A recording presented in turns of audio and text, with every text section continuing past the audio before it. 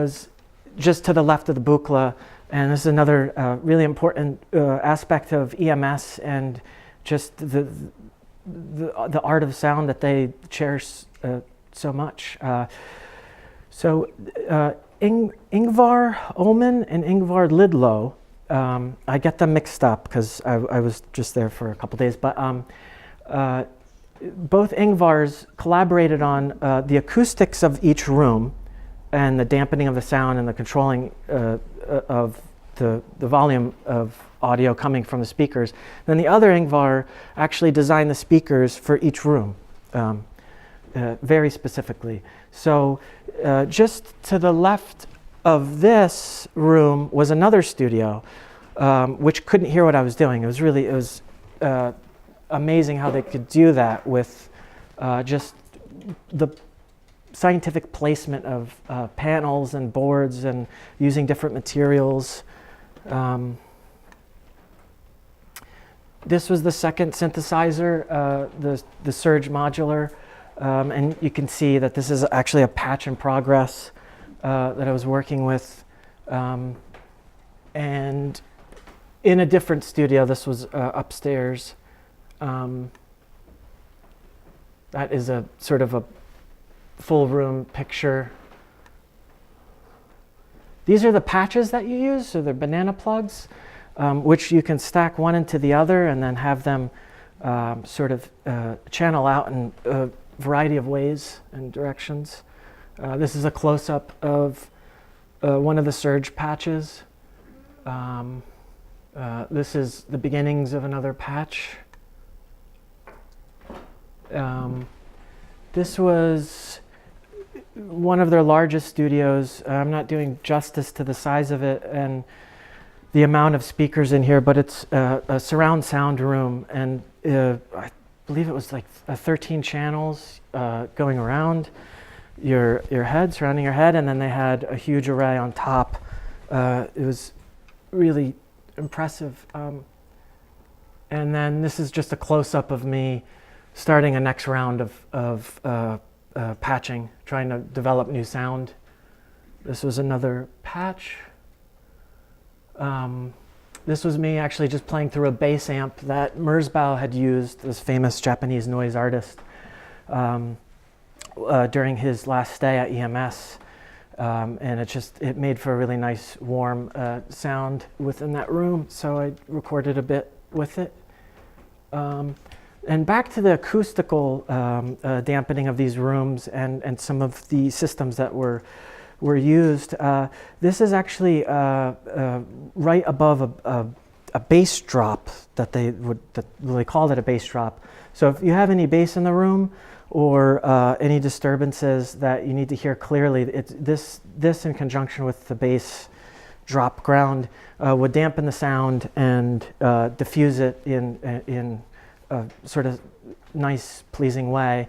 But if you look at it on first glance, it almost looks like a post-minimalist painting. So I was finding a lot of relationships and correlations between my work and the structuring of my work and these acoustical structures. This is another angle of it, more dimension. So you can see that all of these pieces of wood are strategically placed, and they're almost aligned in a way to deal with the specific geometry of the room and spatialness in the room and the placement of the speakers as well.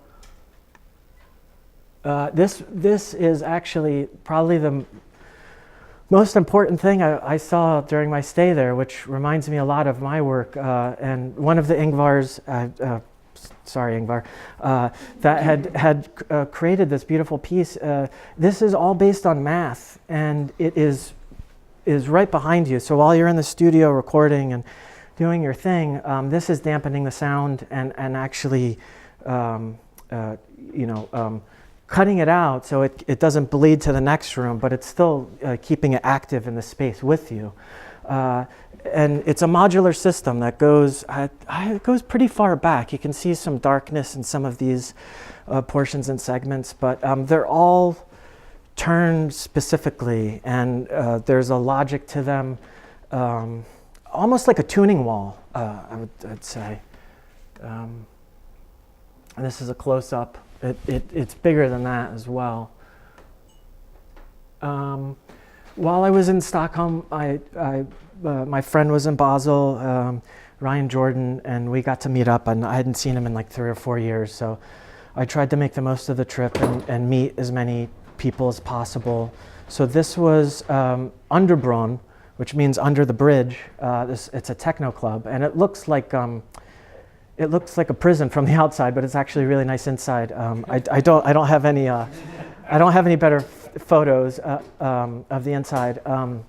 But I played here that Friday night, so it was like the third to the last night that I was in Stockholm. And then this is Rhydian. That was my friend Ryan, who was playing. And this was sort of out in the meatpacking district. I'm gonna divert and play a sample.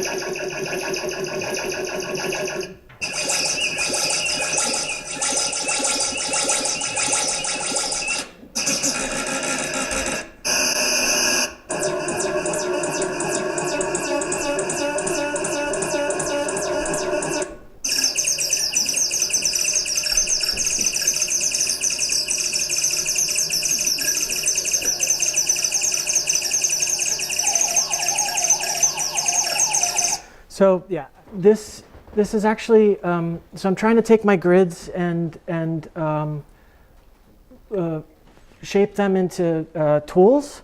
So this is actually a prototype for offset printing kit. So all of these shapes that you see here would be cut out of, they would be laser cut out of steel. You could pick them up with a magnet and actually do a print with them.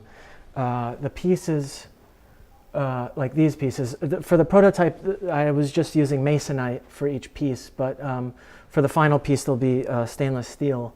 And so I'm trying to inject them into sort of like a tool set, you know, so that other people can use them and not just look at them. And this piece in particular was made this past summer. It's just a Lightbox, but the forms here that you see they stem from, I was taking a mineralogy class, and my advisor has a glass engineering background, and I was trying to see what made fluorescent minerals fluoresce and phosphorescent minerals phosphoresce. So there was a lot of research going into superstructures, the crystalline lattices inside of the pieces of wolstenite or fluorite that actually have fluorescent qualities.